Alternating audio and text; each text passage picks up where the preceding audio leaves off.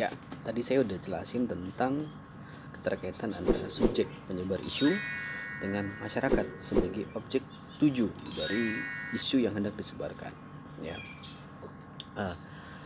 dalam terminologi HUT, antara subjek dan objek tuju yang berupa masyarakat sebenarnya merupakan suatu kesatuan. Karena apa? Subjek adalah bentukan dari tradisi dan kebudayaan yang dari masyarakat tertentu.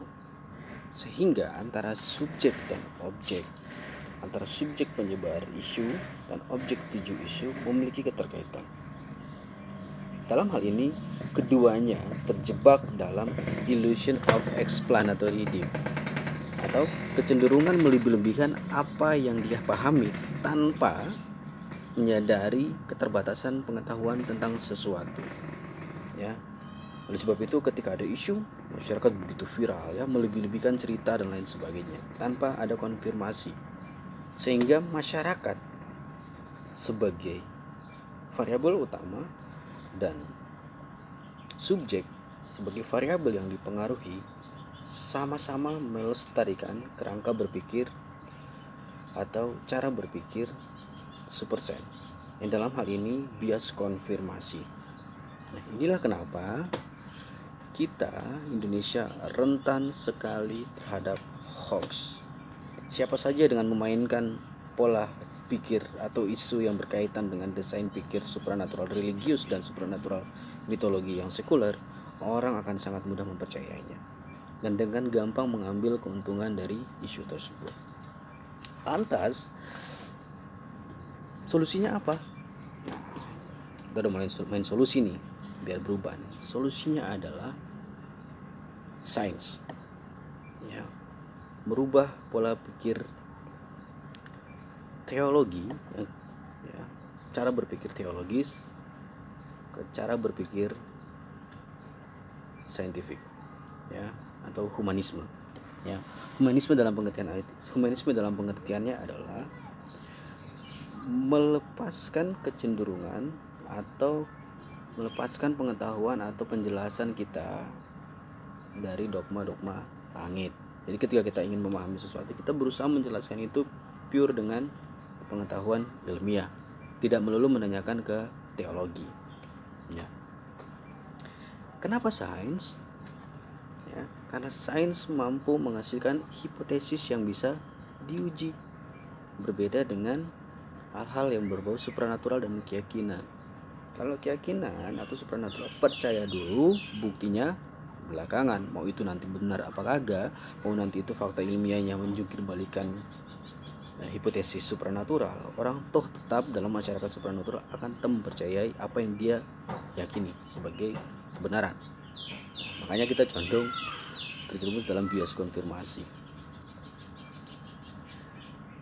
Mempelajari sains atau memahami sains, ya, itu rumit, cukup rumit, dan memang dalam kerumitan itu kita bisa menghasilkan penjelasan yang real dan yang benar dan bisa dibuktikan. Karena sains adalah disiplin investigasi, ya, dan keraguan konstruktif, sehingga seorang yang mempelajari sains dia selalu skeptikal atau skeptis, memiliki sifat skeptis, meragukan segala sesuatu karena penggunaan logika dan pembuktian untuk menarik kesimpulan. Nah, jadi harus ada pembuktian dulu baru bisa menarik kesimpulan, pembuktian dengan fakta-fakta. Kalau kepercayaan dalam hal ini yang dimainkan oleh desain pikir supranatural itu menuntut penangguhan positif dari sikap skeptis atau bias konfirmasi, sehingga masyarakat dengan desain pikir supranatural itu cenderung mudah percaya. Ya, mereka akan sangat mudah percaya tentang segala hal. Ya, kepercayaan atau kerangka berpikir super sense itu tentang menjadikan kebenaran yang belum teruji menjadi kebenaran yang tidak tergoyahkan melalui kekuatan institusi dan kekuatan waktu. dalam hal ini waktu, sesuatu hal yang bias konfirmasi, seiring waktu berjalan akan dianggap sebagai suatu kebenaran. Ya, jadi semua antara fakta dan ilusi itu menjadi kabur seiring waktu berjalan. Nah, teman-teman, dalam bukunya Harari juga sudah dijelaskan bahwa dalam revolusi sains itu menghasilkan lingkaran umpan balik. Ya, lingkaran umpan balik ini ada 3 variabel yang membuat sains itu berkembang, antara kekuasaan, sumber daya, dan penelitian. Ya, otoritas yang memiliki wewenang itu akan menggunakan sumber daya yang ada untuk menghasilkan pengetahuan melalui penelitian. Ya, atau penelitian menggunakan sumber daya yang ujung-ujung akan hasil penelitian akan digunakan oleh kekuasaan. Ya,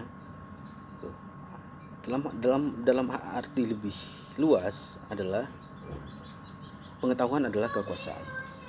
Oleh sebab itu negara-negara dengan tingkat kemajuan teknologi yang tinggi akan cenderung menguasai berbagai sektor, baik sektor ekonomi dan sektor sosial dan politik. Ya, berbeda dengan diam dulu ya, Opi lagi jelasin ya. Berbeda dengan diam dulu ya, sabar sebentar lagi. Tigo di dalam ya, sabar ya, sabar. Saya terutus. Berbeda dengan suatu siklus supranaturalisme. Ya, dalam siklus supranaturalisme itu umpan baliknya adalah kekuasaan, sumber daya, dan kepercayaan lagi. Jadi yang hilang di sini dalam siklus supranaturalisme adalah penelitian. Ya, kekuasaan menggunakan sumber daya untuk menghasilkan kepercayaan, atau sebaliknya kepercayaan atau keyakinan itu menggunakan sumber daya untuk menghasilkan kekuasaan.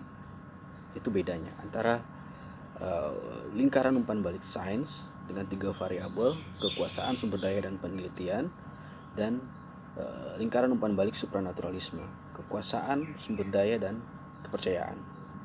Dalam supranaturalisme atau umpan balik supranaturalisme, penelitianlah yang tidak ada, sehingga masyarakat yang menggunakan masyarakat atau kebudayaan dengan lingkaran umpan balik supranaturalisme itu condong terjerumus dalam bias konfirmasi, karena kekuasaan hadir menggunakan sumber daya untuk melanggengkan kepercayaan tanpa bukti saintifik. Inilah kenapa bangsa-bangsa dengan tingkat pemahaman sains rendah cenderung jatuh dalam atau mudah sekali percaya terhadap isu-isu hoax. Ya, sekian dari saya, penjelasan singkat dan sederhana. Jika ada kekurangan mohon dimaafkan. Salam sehat, salam waras, dan salam nasional. Semangat!